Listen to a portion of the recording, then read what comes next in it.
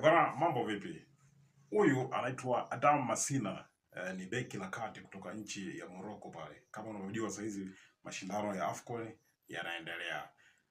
Anatokea katika klabu ya Torino, Serie A nchini Italy. Ni beki ambaye ameonekana katika makosa mbalimbali ambaye amemake headline, ni chanzo cha timu ya taifa ya Morocco ambayo ni mwenyeji wa michezo ya AFCON kuonekana kwamba anabebwa sana.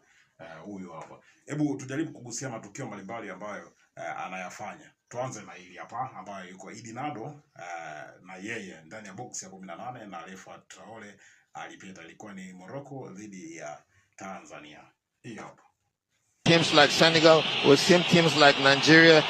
Nado and frantic appeals. Now, nadhani mmeiona ya pili ni hii hapa, mechi ambayo ya Cameroon dhidi ya Morocco.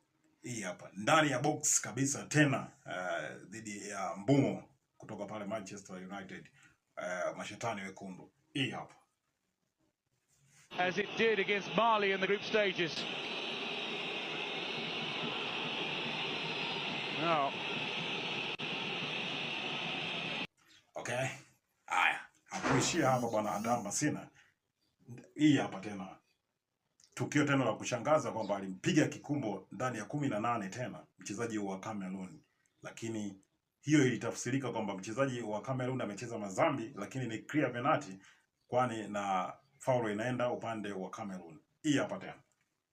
ما شافش حاجه، شوف الفيديو، شوف السينما، شوف المسرح، راجع امورك، دبر امورك. Okay. Huyo ndo Adam Masina, ni beki ambalo linajifanyia chochote ambacho kinachotaka. Ni bonge la beki, atukatayo. Unaweza kumkuta kati, unamkuta kama center back, unaweza kumkuta kama full back left. Ni bonge la beki. Awali tulimuona pale Watford, lakini sasa hizi yuko Torino. Ni beki ambaye anafanya makosa mengi sana na haofi chochote, na refali wamekuwa upande wake sana. Umeona bwana, ni chanzo cha Afrika, mpira wa Afrika kuonekana ni mpira loko sana, na hata nje ya mabara mengine wanaweza katuona sisi hatujui mpira. Umeona bwana, nini maoni yako kupitia bwana beki huyu bwana Adam Masina? Nini maombi yako? Lakini usahau kunifollow. Oh yeah.